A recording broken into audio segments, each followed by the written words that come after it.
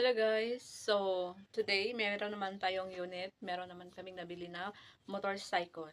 Yes, so ito na yung pang-last namin nabili dahil yung page na kung saan kami magbebenta ng aming nabili na motorcycle through online is na-suspended dahil sa mga violations ng ibang member.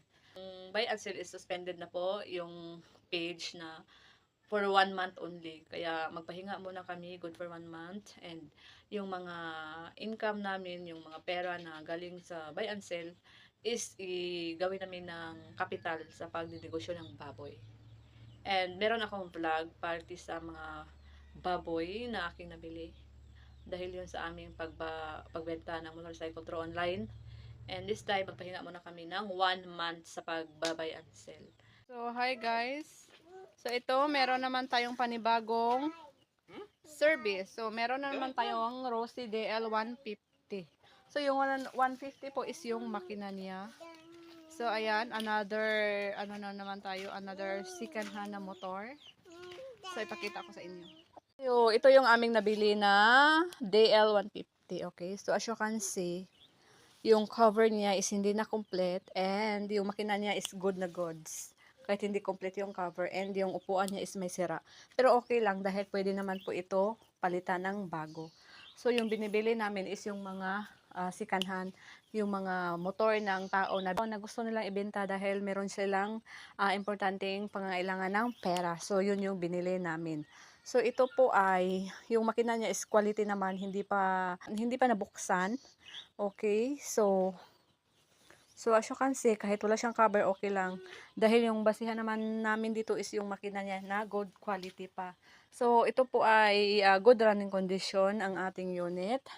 And meron po itong plaka. So, meron po itong papers, okay? So, ibebenta rin namin ito. Hindi naman masyado mahal. Dahil nabili rin namin second hand. Yung mga presyo namin is affordable lang naman. So, meron siyang mga konting issue, kagaya ng walang side mirror. So, syempre, sa murang presyo kayo na maglagay kung sino mang makabili. And, yung cover niya, hindi naman talaga issue yan dahil pwede naman yan mapalitan. Okay? Pwede naman yan mapalitan. So, ayan yun.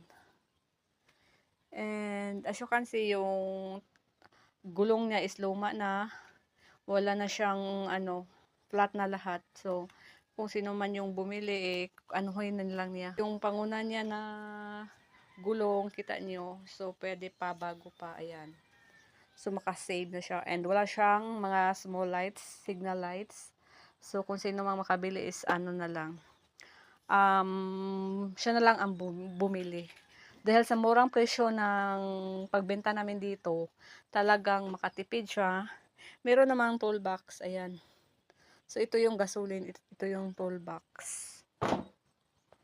So, more than a year na po kaming nagbabay and sell and ngayon ko lang naisipan na i-video yung mga motor na nabili namin. So, yung nabili na naming motor is more than 50 pesos na.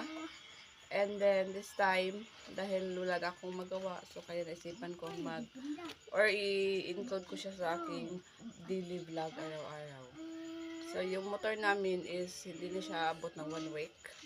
Pag makabili kami, so, ma-dispose agad.